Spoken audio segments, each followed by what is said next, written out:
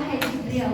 Kata malaikat Jibril, ini adalah Baitullah, tempat di mana Nabi Isa alaihi salam dilahirkan. Coba siapa yang masih ingat tadi? Dalam perjalanan Isra, Nabi Muhammad berhenti di 3 tempat. Di mana saja? Tadi satu di mana? Kedua? Yang ketiga? Setelah dari Baitullah, perjalanan dilanjutkan menuju ke Masjidil Aqsa di Palestina. Dalam perjalanan menuju ke Masjidil Aqsa, Allah memperlihatkan berbagai gambaran balasan bagi orang-orang yang soleh dan bagi orang-orang yang durhaka. Coba anak-anak perhatikan ya. Yang pertama, Allah memperlihatkan, Nabi melihat ada satu kaum yang menanam pada hari itu, lalu memanennya pada hari itu. Ditanam, langsung berbuah, langsung dipanen. Setiap kali dipanen, tumbuh lagi, berbuah lagi, terus menerus seperti itu. Nabi bertanya kepada malaikat Jibril. Kata malaikat Jibril, wahai Muhammad, ini adalah gambaran balasan bagi orang-orang yang berjuang menegakkan agama Allah.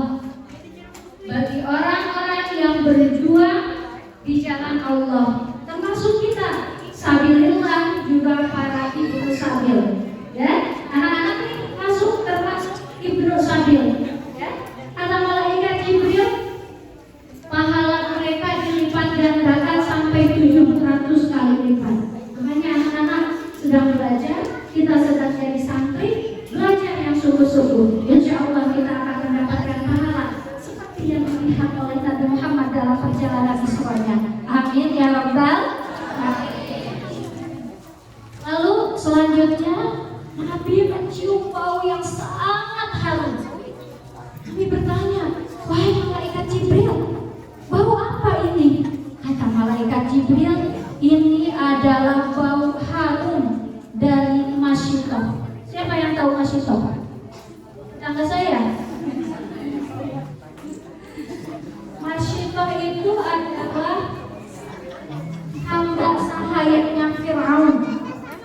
Masyitoh beserta suaminya dan kedua anaknya dipaksa oleh Fir'aun untuk mengakui Fir'aun sebagai Tuhannya. Tapi Masyitoh, suami juga kedua anaknya, tetap berpegang teguh kepada agama Allah dan mengingkari Fir'aun sebagai Tuhannya. Sampai akhirnya Fir'aun membunuh mereka secara kejam. Lalu selanjutnya Nabi melihat ada sekumpulan orang-orang yang membenturkan kepalanya pada batu. Tiap kali dibenturkan, pecah kepalanya. Pulih kembali, benturkan lagi tanpa henti. Lalu kata malaikat Jibril, wahai Muhammad, ini adalah gambaran bagi orang-orang yang malas melaksanakan sholat wajib. Untuk anak-anak anak terima rajin, adzan langsung melompat ke masjid. Adzan langsung ambil wudhu, ya kan?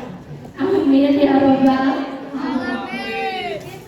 Itu gambaran bagi orang-orang yang malas mengerjakan sholat, orang-orang yang lalai sama sholatnya, yang suka mengakhir-akhirkan waktu sholat sampai habis waktu sholatnya. Mudah-mudahan kita semua menjadi ahli sholat. Rabbi ja'alni muqimat sholati wa min dzurriyyati Rabbana wa taqabbal du'a. Amin ya Rabbal alamin. Ibu lanjut.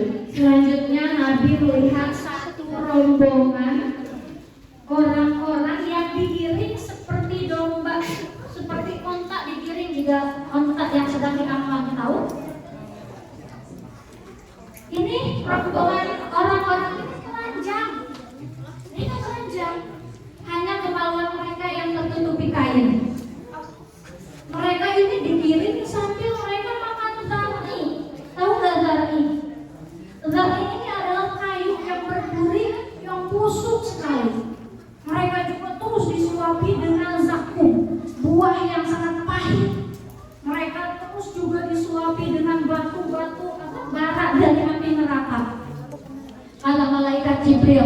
wahai Muhammad, ini adalah gambaran bagi orang-orang yang tidak mau mengeluarkan zakat.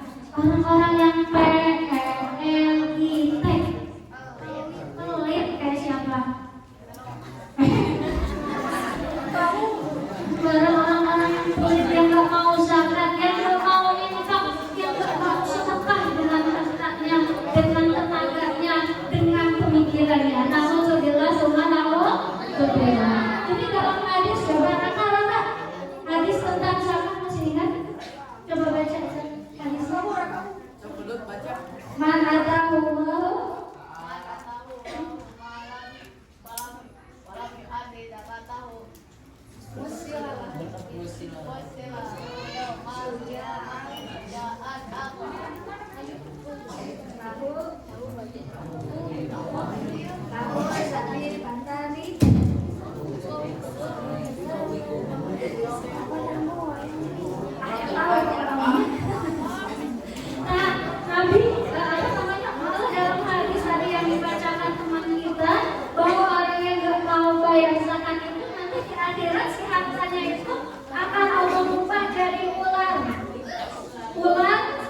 Botak itu ya, nggak ada ular yang nggak ada rambutan, ada gitu. Ular botak yang ada 2 titik hitam di atas matanya. Lalu ular tersebut akan mencari pemiliknya. Dia akan memilih leher dan menggigit rahang bagian atas pemiliknya. Lalu berkata, ana maluka, ana kanzuka. Aku adalah hartamu, aku adalah kekayaanmu yang tidak kau keluarkan infaknya, yang tidak kau keluarkan zakatnya, sedekahnya ketika ada di alam dunia. Ya, mudah-mudahan kita semua terhindar dari hal-hal yang demikian. Lalu terakhir Nabi melihat ada sekelompok orang yang menggunting-gunting lidahnya. Setiap kali digunting, pulih lagi. Digunting lagi, pulih lagi. Yang menggunting dirinya sendiri. Terus menerus tanpa henti. Ternyata kata malaikat Jibril itu adalah gambaran bagi orang-orang yang suka menebar fitnah, orang-orang yang suka menggibah, orang-orang yang mendakwahkan apa yang tidak dia, orang-orang yang menyampaikan tapi tidak melaksanakan apa yang dia sampaikan. Ya, saya masih ingat sama-sama hadis tentang ghibah.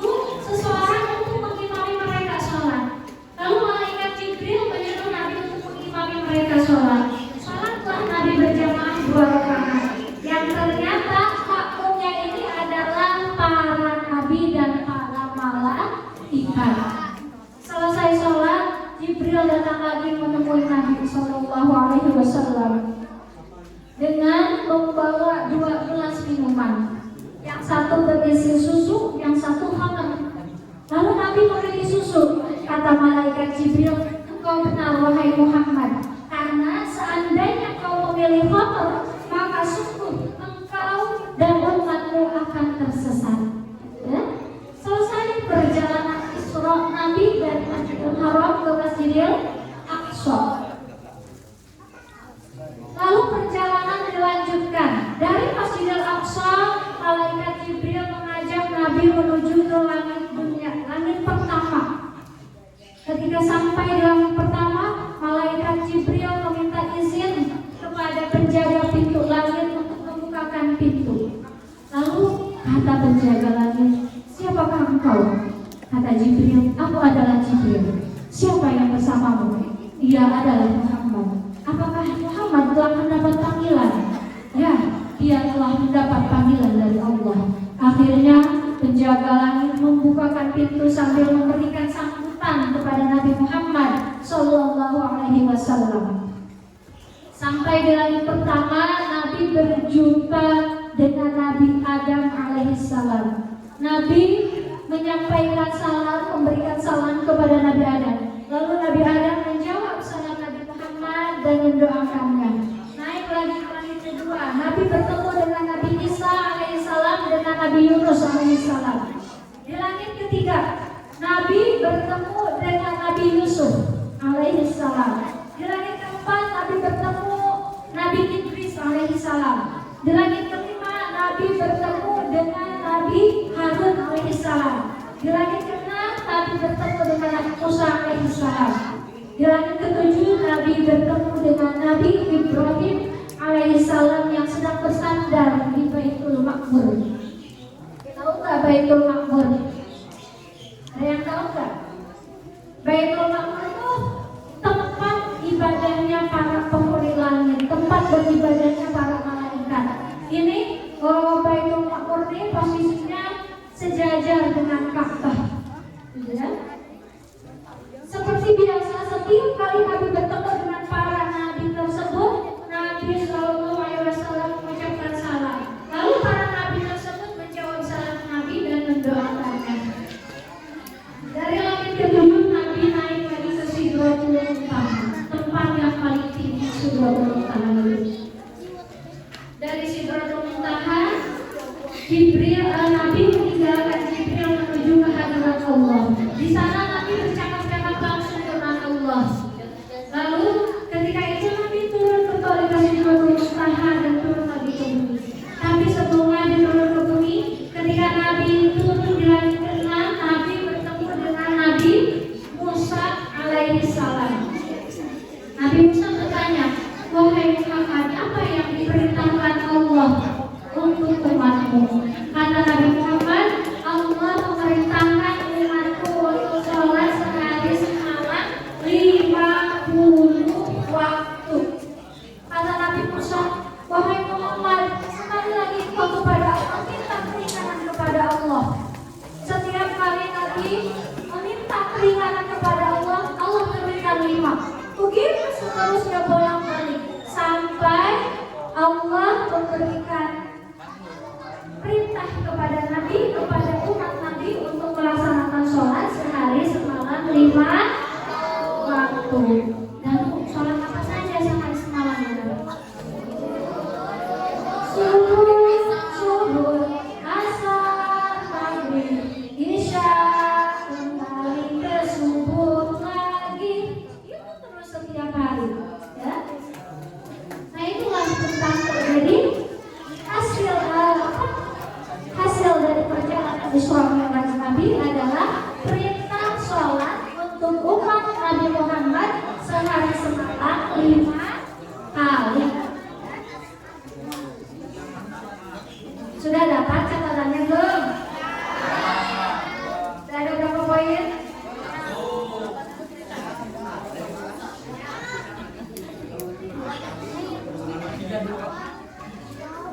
Lalu Nabi balik lagi ke Masjidil Haram di Mekah. Keesokan harinya masih